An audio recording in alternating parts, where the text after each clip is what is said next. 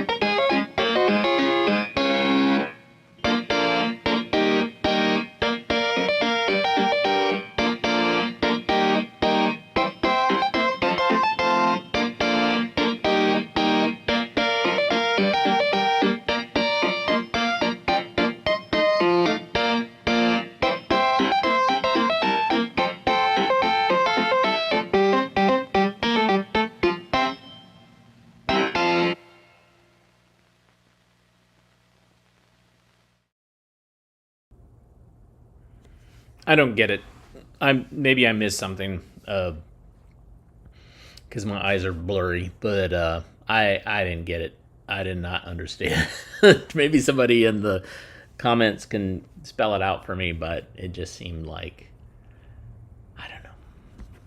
Maybe I'm cutting this film no slack, whereas I cut all the other films that I show slack, but this one just, and the other thing is like the silent film soundtrack grates on my nerves pretty seriously. Not a fan. So maybe that's what it is. All right. If nothing else, in watching our films, I hope that you learn to stand up for yourself when it comes to peer pressure and drugs. I tried to show this film yesterday, but the man wouldn't let me. So here we are today. Enjoy.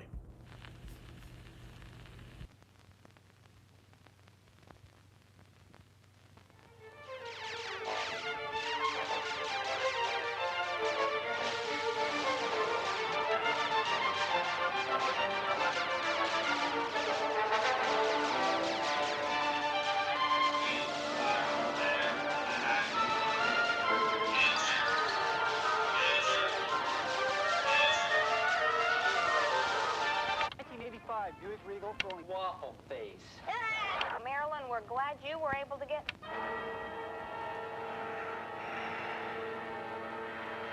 Who is it?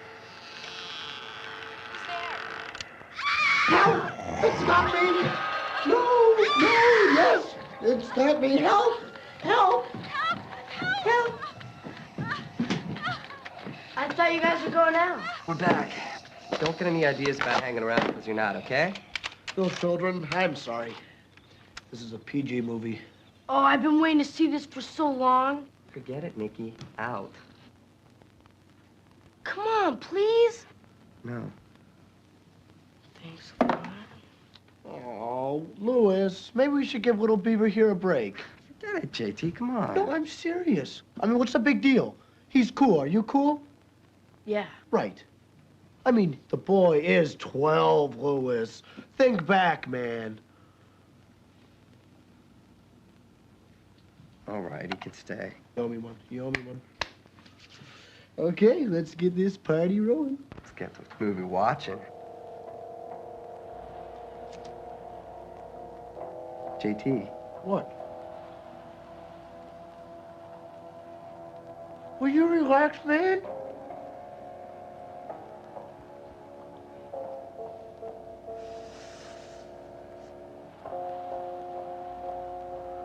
He said he's cool. Right, Nick?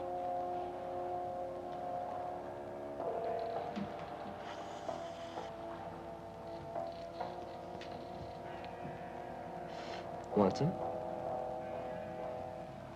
Well?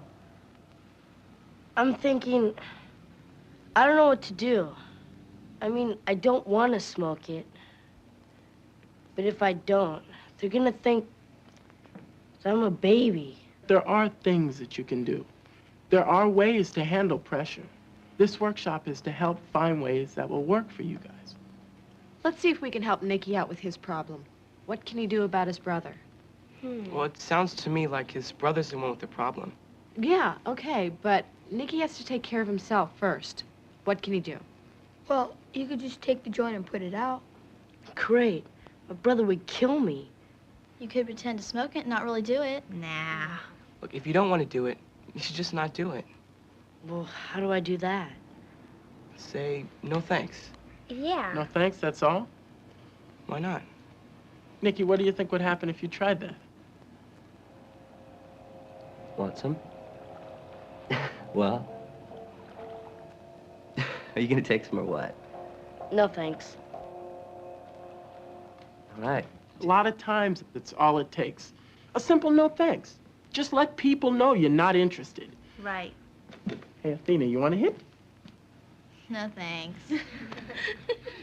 Charlie, how about you? No thanks. It's all it takes. No big deal.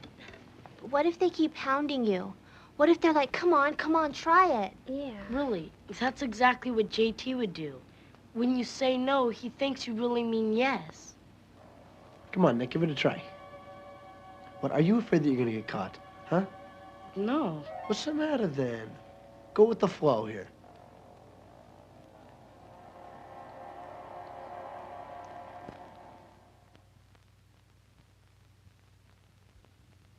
No matter what I say, he keeps trying to persuade me. I mean, I like JT. It's just he's putting the pressure on you, right? I've got an idea. Let's try something. Tanya, try to get me to take this pack of gum. Go ahead. Go on, go for it. You want a piece of gum? I don't want it. I know you want a piece of gum. Take it. I don't want it, really. Take it. I don't want it. Come on, I know you want a piece of gum. I don't want it. It's no big deal. I don't want it. She doesn't want it. That's great. She gave the same reason over and over. That's right, it's called being a broken record. Same reason over and over. Here, let's try it. Okay, make this pen a cigarette, okay? Hey, Athena, you want to smoke? I don't smoke. What do you mean? Here, just take it. I don't smoke. What are you being so uptight about? I'm not uptight. No, don't argue. Just stick to the broken record. What are you being so uptight about? I don't smoke. What do you mean? Here, just try it. I don't smoke. Good. I get it. So no matter what they say, you just keep saying the same thing over and over. Exactly. Come on, Nick, give it a try. I don't want it. What, are you afraid that you're gonna get caught? I don't want it. What's the matter? Come on, relax. Go with the flow here. I don't want it, really. You don't want it. I don't want it. I don't think he wants it. Will you shut up and watch a movie, JT? If you stick with it, eventually the other person's gonna give up. Being a broken record means exactly that. Say one thing and stick to it. Right, you wear them out. Exactly. They're gonna get tired of asking. Yeah, but what do you do when people, I don't know, like make fun of you? Like how? Well, sometimes people, you know, they tease you. They call you names and stuff and you feel kind of rejected. It's happened to you. Yeah. Go on. Okay, there's this girl, right? She's like my best friend. Her name's Lily. Did you see what she was wearing? One Saturday, we went to the mall. Me, Lily, and this girl, Andy. And we bought this great lipstick that we had to try on. So we go into the restroom. I go, Michelle, why are you being so uptight? And she goes, I'm not uptight.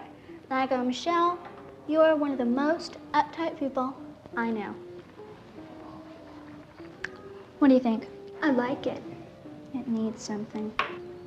Looks great, Lily. Check this out. Is this cool or what? Here.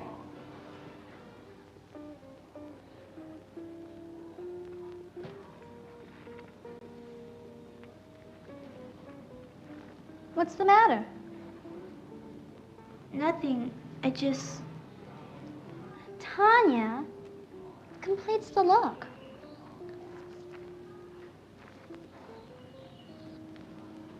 I know, but... You're so boring, Tanya. She's not always like this, Andy. Usually she's fun. I'd never smoke a cigarette. My mother would kill me. She's just scared. Yeah, that's really true, Tanya. I don't know why you're so scared of everything.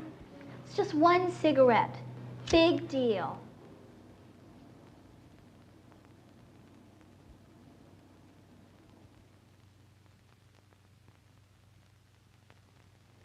I felt betrayed. I mean, she's supposed to be my friend. I don't understand why she was treating me like that. Yeah, it's really unfair when people do that. What do you do? I mean, I don't want to get in a big fight with her. Okay, Denise, you be Lily. Okay? Can I have the gun, please? Get me to take the gun. Okay. Okay, tease me. Okay. Here, take it. No, thanks. What's the matter? Afraid your mother might catch you? Afraid you'll get in trouble with your mommy? I don't like gum. It's bad for you. You're such a baby. I don't understand why you just can't relax and stop being so uptight. Why are you picking on me? What? I said, why are you picking on me? I don't know. That's great. You pressured her. Right. It's called reversing the pressure. He didn't get mad. All he said was, Why are you picking on me? It's just one cigarette. Big deal. Why are you picking on me? I'm not picking on you. Yes, you are. You're making fun of me. I was just joking. You don't have to take it so seriously. Hey, you know those shoes at Kimball's? The pink ones? Yes. They're perfect for you, Tanya. Let's go. Come on. reverse the pressure. Just put the pressure back on them.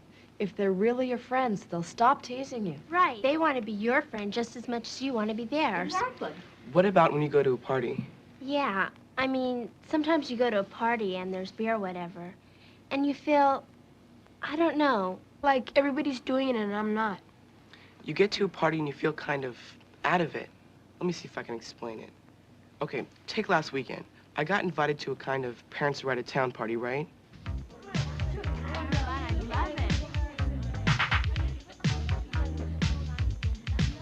I get there and I sort of check things out.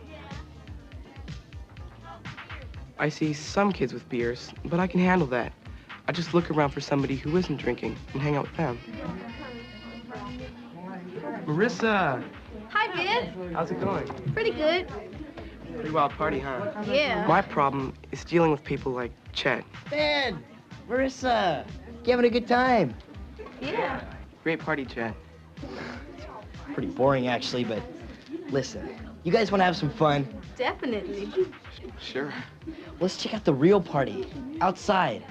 I was just on my way. You want to come? It'll be fun. Come on, come on, come on, come on, come on, come on. Sure. Great.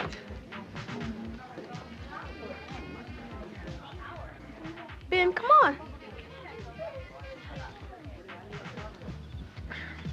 Now, I want you guys to know that this is special invitation only. So, where are we going? It's over here.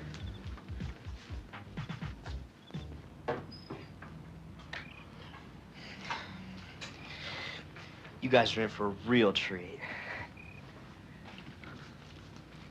Let's see, where did I...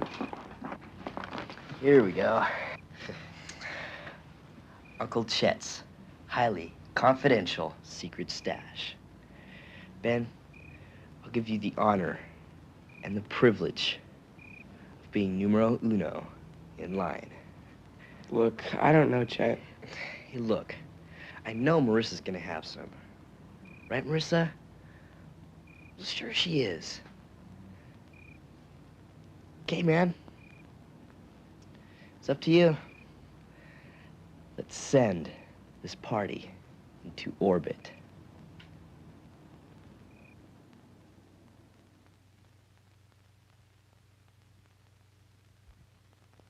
He's got me trapped. I know he's not going to stop pressuring me.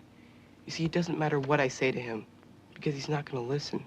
What if you just leave, go back to the party? Yeah, just walk away from him. Oh, great. That's easy to say, but I can't just turn around and leave. I'd look like a jerk. It's not that hard. You just have to do it. Maybe make up some kind of excuse and go. Yeah, but Ben's got a point. It's hard to just leave someone. Bye. But like Tanya said, you can come up with a friendly, believable excuse. Somebody's waiting for me. I gotta go. And gracefully ease yourself out of the situation.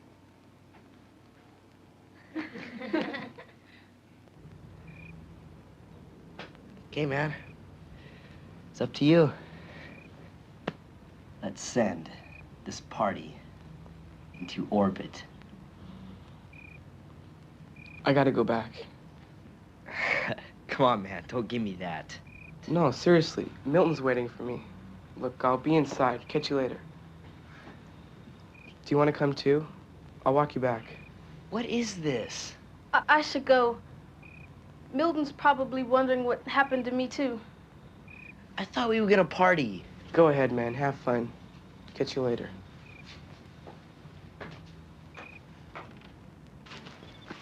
You know, you could have stayed if you wanted. Are you kidding? I just didn't know what to do. Thanks. Sure. Can I ask you a question? What? Who's Milton? I don't know.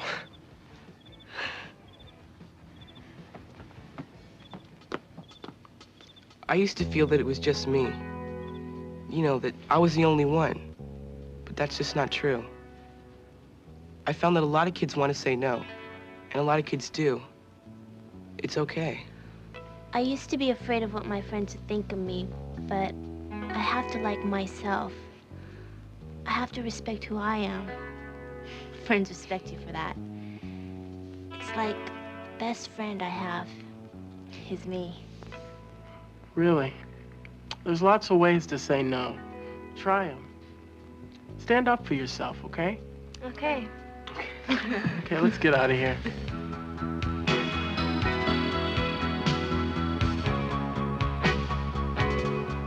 Mickey, you want some gum? I don't chew gum. You sure? I don't chew gum.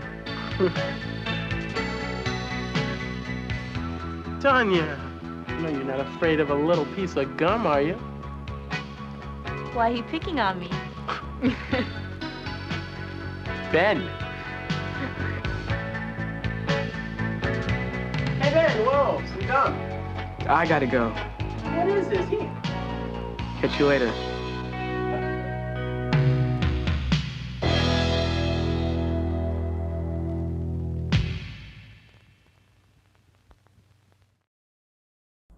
Gum.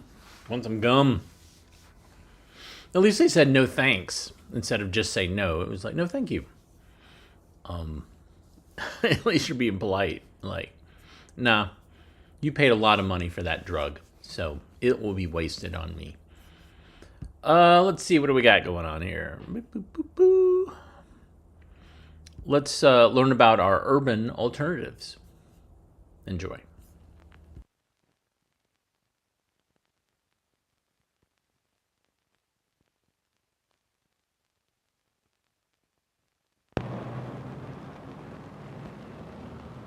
It's pretty obvious that our cities have problems, real problems. We can all see the crowding, the decay, the confusion, and ugliness. It's easy to complain about the way the city is now, but what do we think it should be?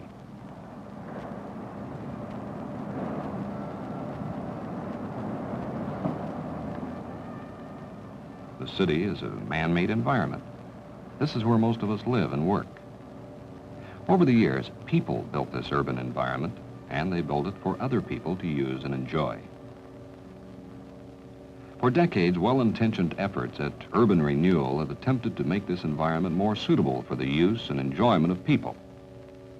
Many of these efforts failed. If housing downtown decayed, build new housing left over, plant grass, call it a park. But this approach to urban problems hasn't worked. If the city is to be the kind of human environment we all want it to be, some alternatives are required.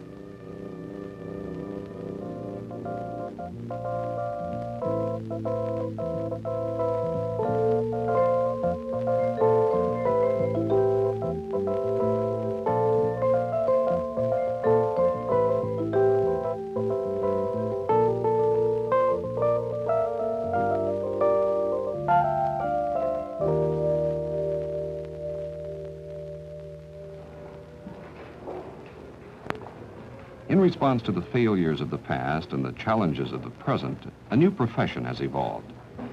These are architects, urban planners, designers, landscape architects, sociologists, traffic engineers, and others, and they're working together as a team. They call themselves urban environmentalists, and their work is to bring positive change to the city in many kinds of ways.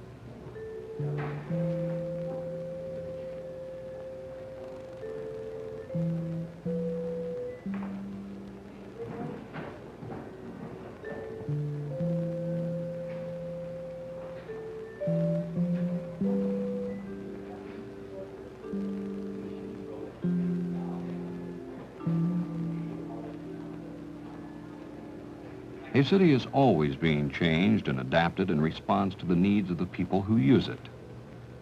What these people are trying to do is to ensure that the changes are really improvements and that the changes are the things the community wants. They work on shopping centers, housing developments, parks, and entirely new communities. They study entire municipal areas or small neighborhoods. They plan where new growth should happen and where things ought to be left alone. By working together, they can develop ways for recycling the decayed core of an old city or plan a small neighborhood park. But whatever they do, they think about the needs of the community, about the things people say they want in their city. The result is change. And in small ways, in cities all over the country, things are happening that make the city a more humane environment, a place people can even enjoy.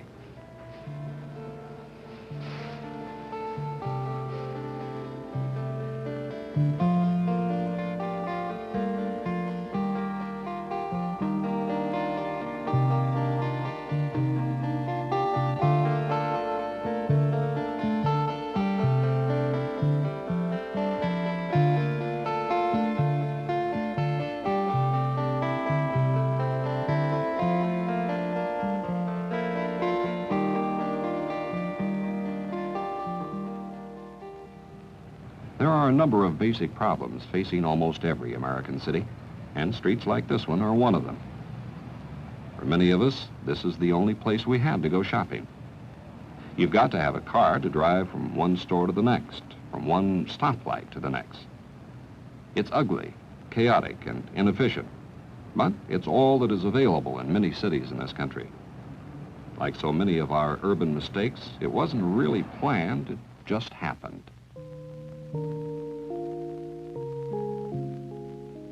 There are several good alternatives to the commercial strip, and this is one of them. It's possible to make shopping areas very pleasant, attractive places for us to use, like this mall in Columbia, Maryland.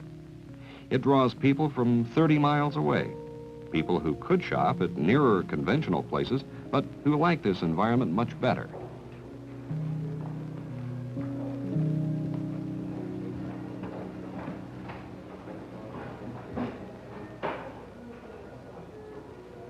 You know, the best way to see what people like is to watch people, to go to similar establishments and see what they're doing, see what is lacking. The best way to learn is to build on other people's mistakes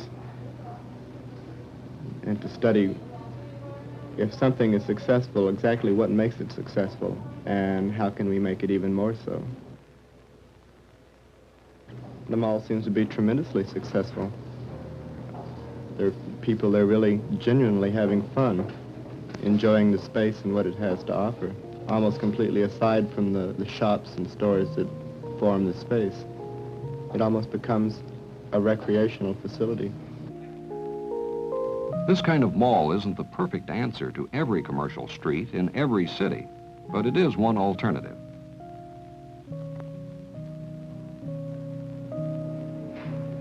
I think we have over-relied upon one mode of transportation, that is the car. We've completely relied upon the automobile to the detriment of other more intelligent ways of moving people around the city. To me, that's the problem. You could say that historically the cities have been shaped by the kinds of transportation modes that we've relied upon. It was primarily pedestrian, say in the last century, And then the streetcar came along and really affected the cities. And now we're into the automobile. So when you have an automobile city, you know, everything is accessible, and there's no logic to land planning. And so it's just all this, it's complete sameness throughout the entire city, and complete sprawl. Now, we need automobiles. We just think that other things should be included in the pie. A city needs all kinds of transportation facilities. Each mode has its own requirements. Pedestrians can move about in safety if their needs are considered. But we need buses, bikes, cars, and rapid transit to make sure that all the people are able to move around in their environment.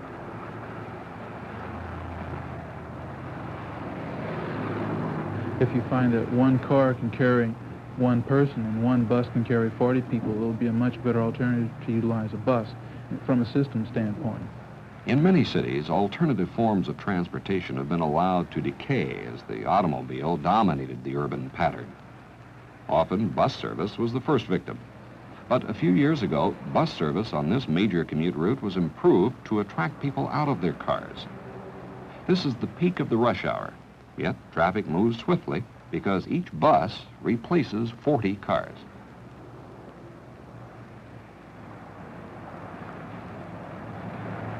An alternative would be just like they're trying to do with BART.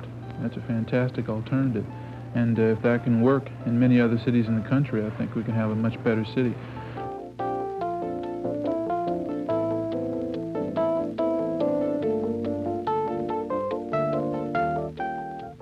This is BART, the Bay Area Rapid Transit System, the first rapid rail system built in this country in 60 years. It links the major communities of the San Francisco Bay Area. Other cities are either building or planning similar systems, and already fast, efficient, economical rapid transit is changing patterns of growth in urban communities.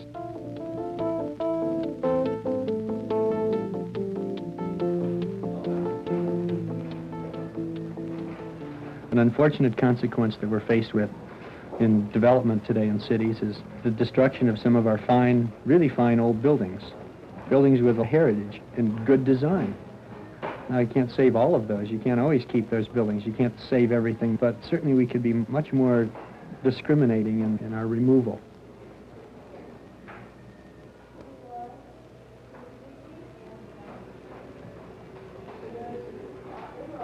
I don't always like restoration. Restoration, to me, means to return it to its original appearance, almost as a museum piece. I like the idea of recycling. That way it doesn't end the life of the building. The life of the building continues, and it may house a different function, but essentially it's a new, useful, and up-to-date function and activity happening within an old structure. And you kind of get the combination of the old and new, rather than just a dead monument.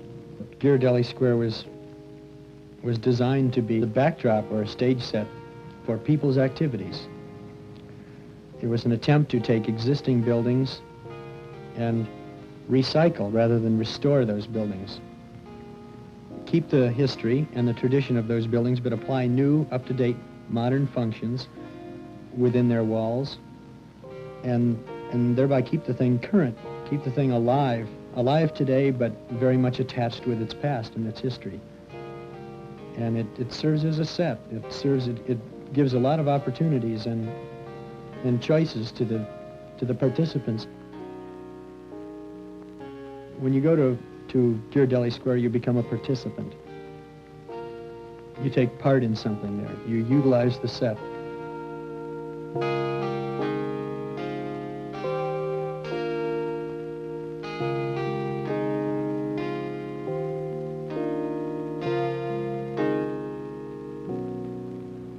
Too often, there is no refuge from the noise and activity of the city street. No places to rest, to eat lunch, to enjoy the sunshine, or just visit. For every car, every automobile, we should have one tree, and for every truck, we should have 2 trees planted, just to try and overcome some of the pollution problem.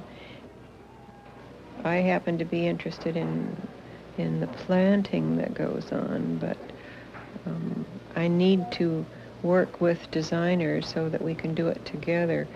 If they're developing a certain area or interested in making some alternate suggestions on a solution, we work together and we talk about it so that the plants are very much a part of the overall design. Plants in an urban environment are carefully chosen to solve particular problems. If there's wind or salt air or problem soils, the plants have to be chosen that will survive these local conditions. I think we need growing things to balance our lives. We need open space and trees and grass and flowers to offset the paving and the walls and the noise and the confusion.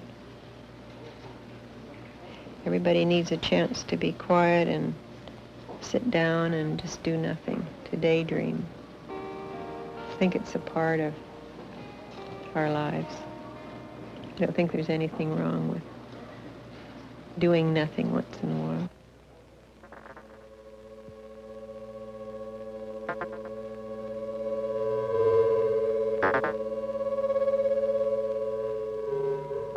This is urban sprawl.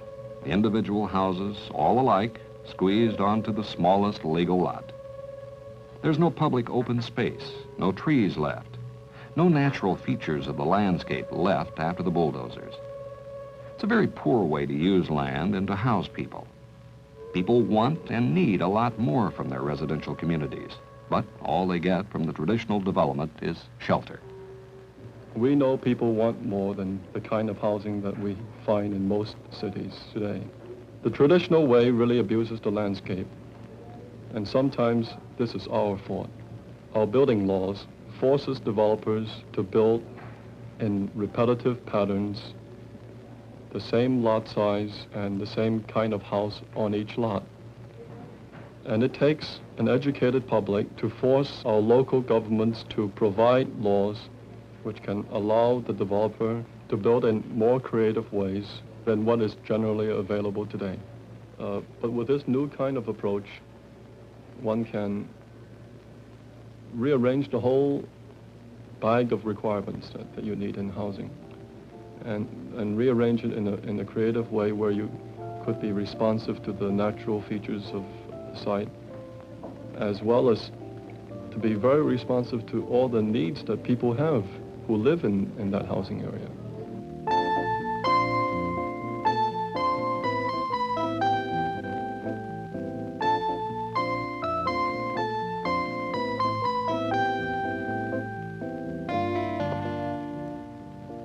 This is Reston, Virginia, a very different kind of residential community. Reston was designed to do much more than provide housing for its residents. The design of the community was based on an intelligent land use plan. Houses are clustered together, which leaves vast areas of undisturbed trees and meadows for recreation and views.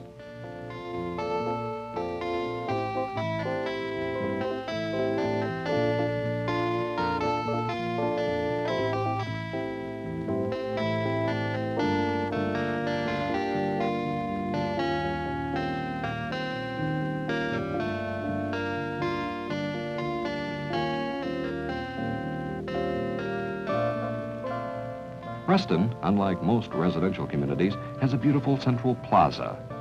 People walk here to shop, visit the library or post office, or to have dinner in a restaurant.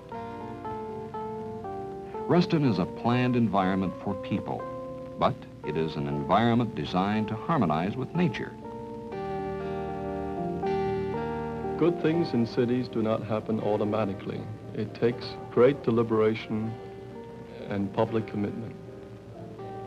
Public commitment to a new attitude, a quality of living, a willingness to work for positive change. It takes greater participation to produce the good results that you see in Reston, Virginia.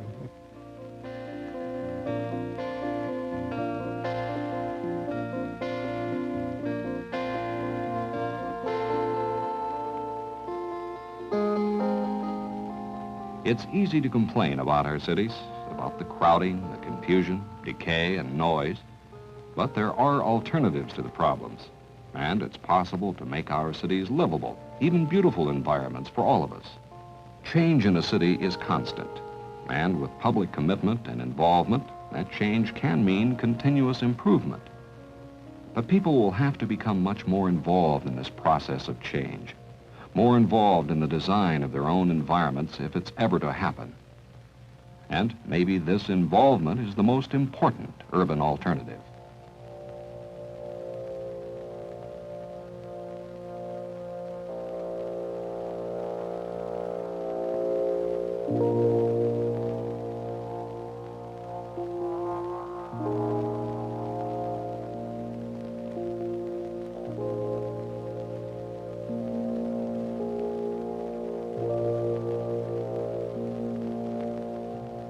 Urban Alternatives, a film by Hans Halberstadt.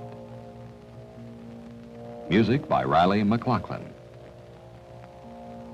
We wish to thank Lawrence Halpern and Associates, urban planners and designers of New York and San Francisco, for their great cooperation.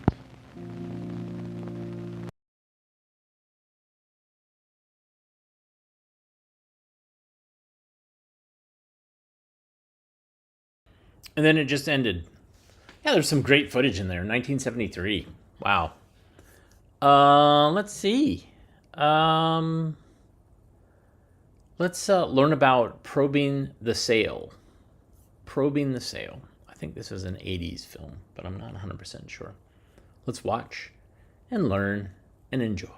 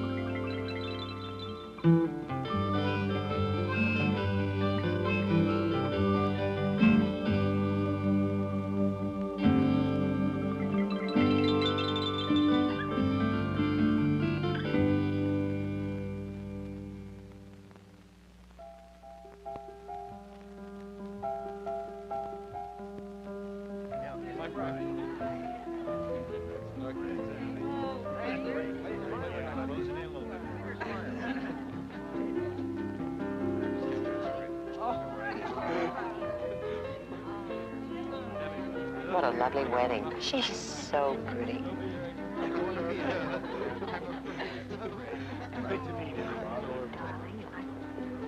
Hi, Claire. Hello, Artie. I haven't seen you in ages. How's the writing going? Oh, don't ask. How's the selling going? Not bad. In fact, pretty good. You really like it, don't you? I love it. Nice wedding, huh? Yeah, great. Tell me, how do you do it? Do what? Sell things to people. Why do you ask? You've never shown the slightest interest in my work before. I know, but I'm a writer, and I write about people. And I really ought to know what people do in their jobs. Selling, for instance. I mean, where do you start? Well, the main thing is you have to get the customer to tell you what he needs, which means you have to help him find out what he needs. Yeah, but how do you do that? You probe for it.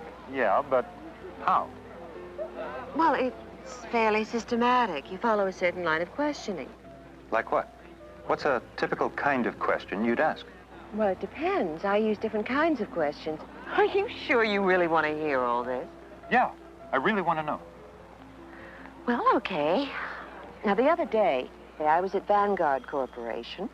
I started in by asking simple conversational questions, just to establish some rapport and get a sense of the customer's style. Wonderful offices. How long have you been here? A year. Oh, it's really lovely out here. Oh, yeah.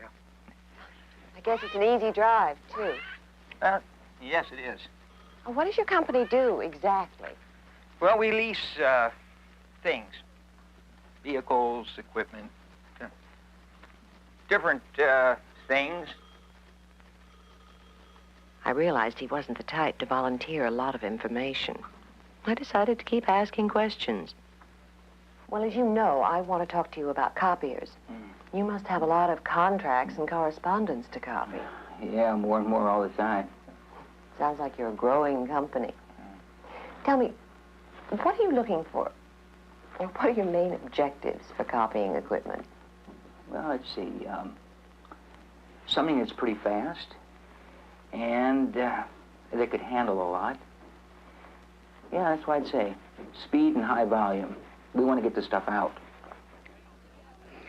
Well, sounds pretty easy. You just sell him your fastest model, right? No. No, often people aren't too sure of what they really need. You have to work a bit and not just blindly accept the first thing the person says. You want to give them an opportunity to keep talking and express what's really on their minds. But what if they're not very talkative? But then you have to draw them out. You see, at first, I want to discover what some of the customer's overall goals are. So I begin by asking very general questions.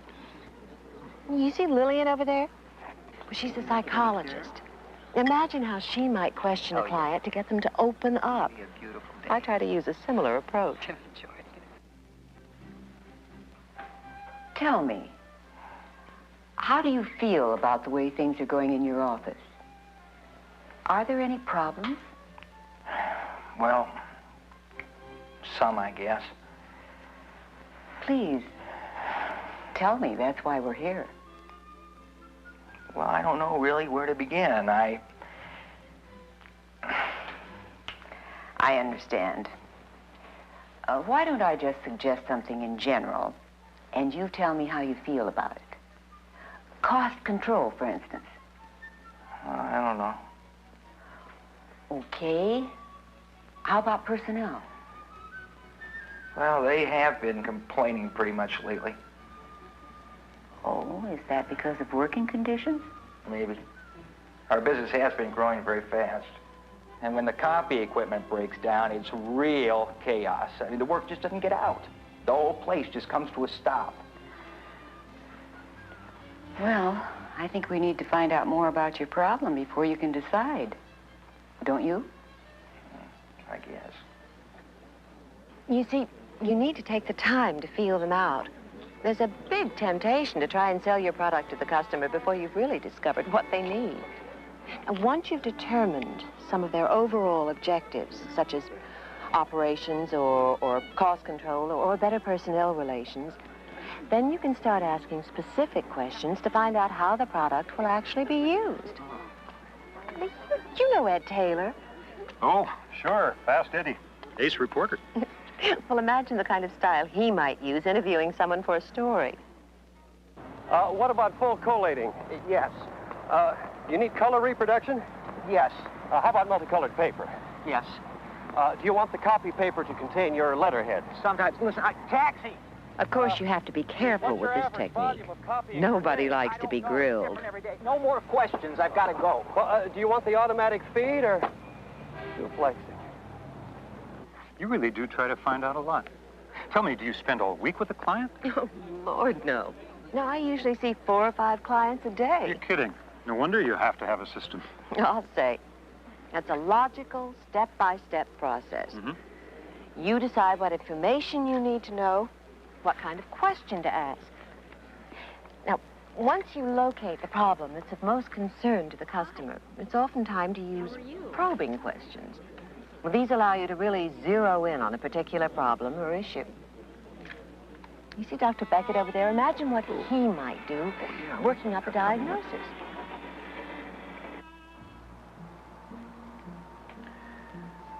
A lot of things could be causing you pain.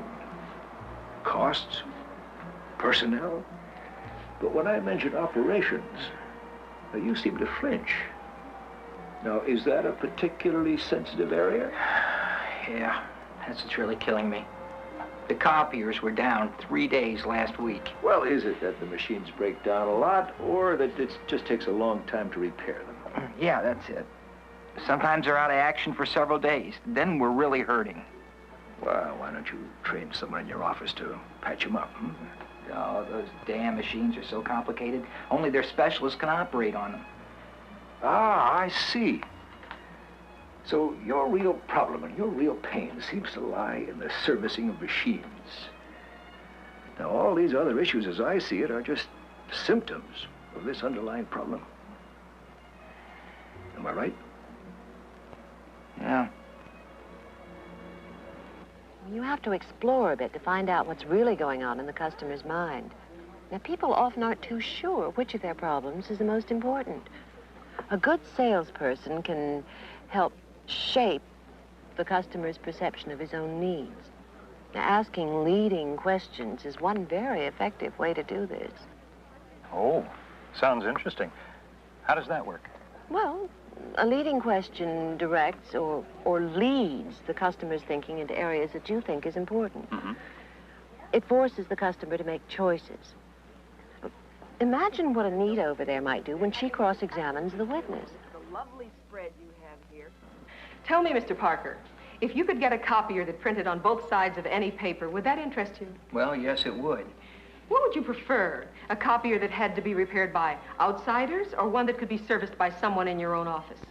Well, I'd prefer one that we could fix ourselves. Now, if this copier were available right now, would you be prepared to lease or buy?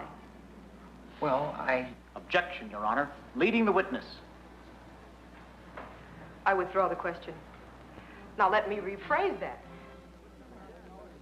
You have to be very careful with leading questions. People don't like to feel you're putting words in their mouths or pressuring them. If you use too many leading questions, you may never find out what they're really concerned about.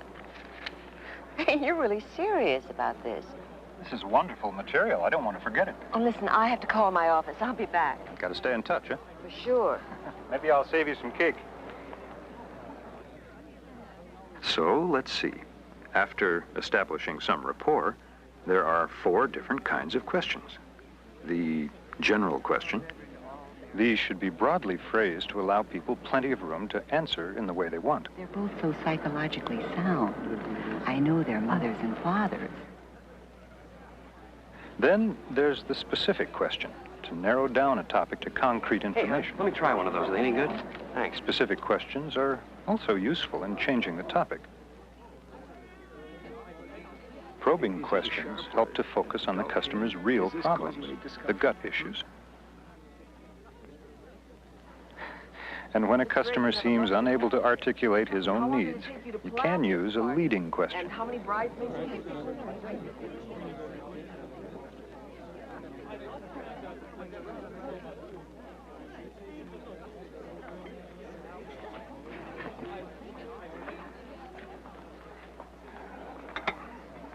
Oh, make your call? Yes. I was just checking to see if a customer had called back on something. It must be pretty confusing keeping track of all your customers and prospects. It gets pretty hectic sometimes. I can imagine. Psychologist, lawyer, doctor, reporter. A salesperson certainly needs a lot of different skills. Yes, that's right. But you know, it all comes down to 2 basics. What the customer needs and can the customer buy. A little while ago, you used the word we in quotes. Obviously, you're not alone in your business. Tell me more about the operation of your company. Well, we're actually a subsidiary of Allied Marketing. But in our office, Jack and I pretty much run things. I see. Does Jack have an equal share in the decision-making? Sort of. But he really handles the sales. I run the office. But actually, he and I decide most things together. Uh-huh. So there is someone else involved. I think it's really helpful to get this out in the open. Don't you? Sometimes it's hard asking these kinds of questions because we really don't want to hear the answers. But finding out who is really going to make the decision is crucial. So it's not simply a question of whether the customer wants to buy, but whether he has the authority and the money to buy. Exactly. Okay, thank you.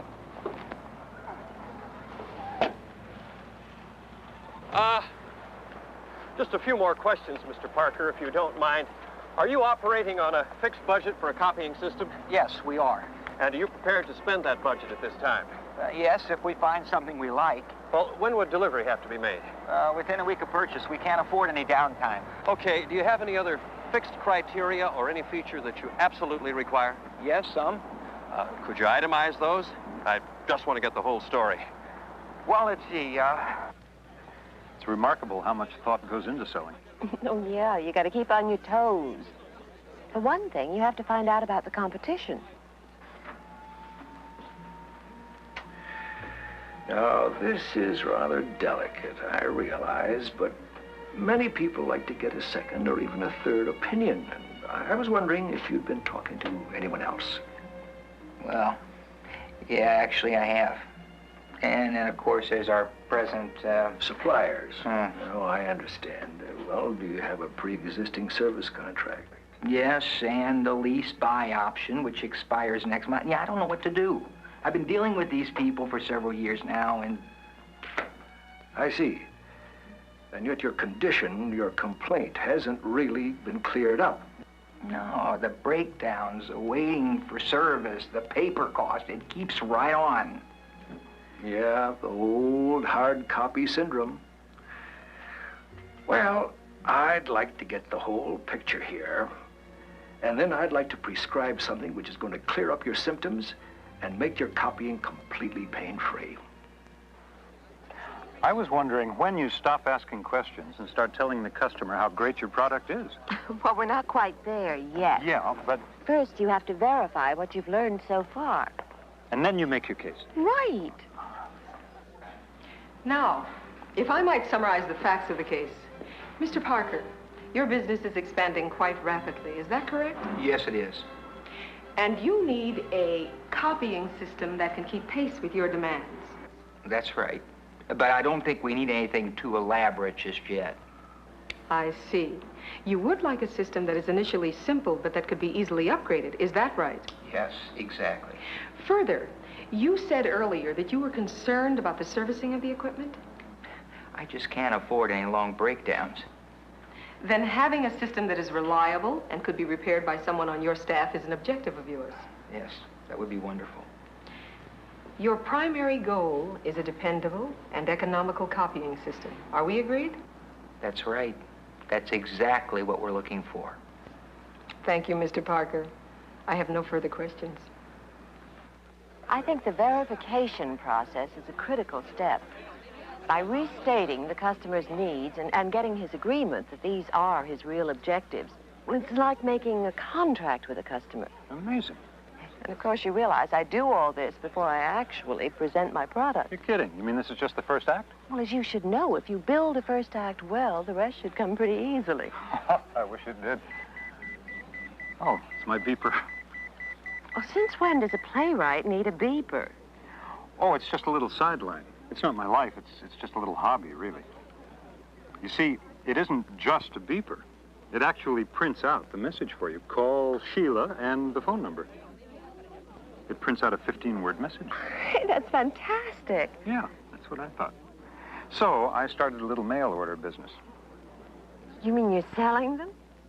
Yeah, kind of. I don't really know what I'm doing yet. That's why I wanted to hear how a professional goes about it. Well, I'll be... Who are you going to sell them to? I don't know. People who are out of the office a lot and need to keep in touch and get messages in a hurry. People like me, you mean? Yeah. Incredible. That's what I thought. No, I mean, it's incredible that I went through my whole song and dance about selling, and the whole time you were setting me up for a sale. You mean you'd buy one? Are you kidding? I can't live without it. You just sold me. Oh, great. Wow. Wonderful. Where are you going? I'll be right back. I have to talk to some people. Anita and Sam and Ed and Lillian. They're all out of their office most of the time. I'll bet they'd want one, too. Smile. You've just seen the birth of a salesman.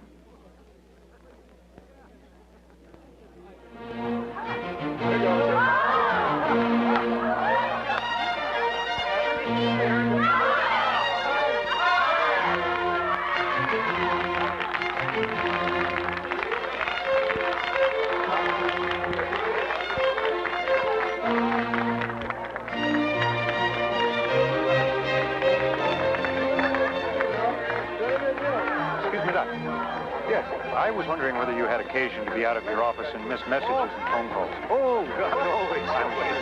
Well, the reason I asked is that I've got this little instrument here that makes it possible for your office to get in touch with you. Anytime you're out of the office, this is carry this in your pocket.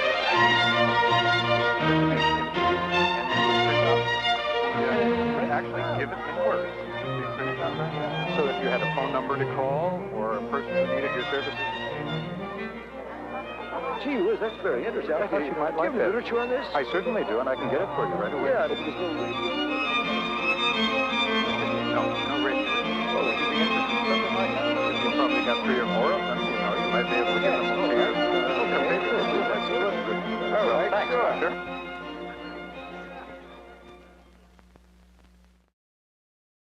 So dude just crashes weddings selling his beeper that sends text messages. Wow. A fascinating film. It's pretty well done. Yeah. And I have a lot of films on how to sell from probably the 40s, 50s up to now. Well, 90s. And some of them are better than others. Some of them are just some dude talking, and then occasionally there's like a chart. But I like the ones that have a little bit of a dramatic narrative to them, even if it's a stretch. But thanks for watching today.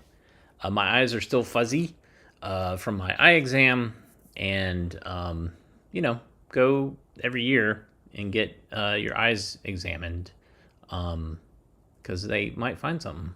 They didn't find something with me, but I think it's important. Your eyes are very important, and the reason why is so that you can let me borrow your eyes so that I can show you these films. If you like what you saw, hit the thumbs up, hit the like button. You can also subscribe. You can support us via the Super Thanks button, or go to ko-fi.com/avgeeks or patreon.com/avgeeks. Those are great ways to support us. Here are your eyes back. Everybody have a great rest of your day, and we will see you tomorrow. Thank you. Bye.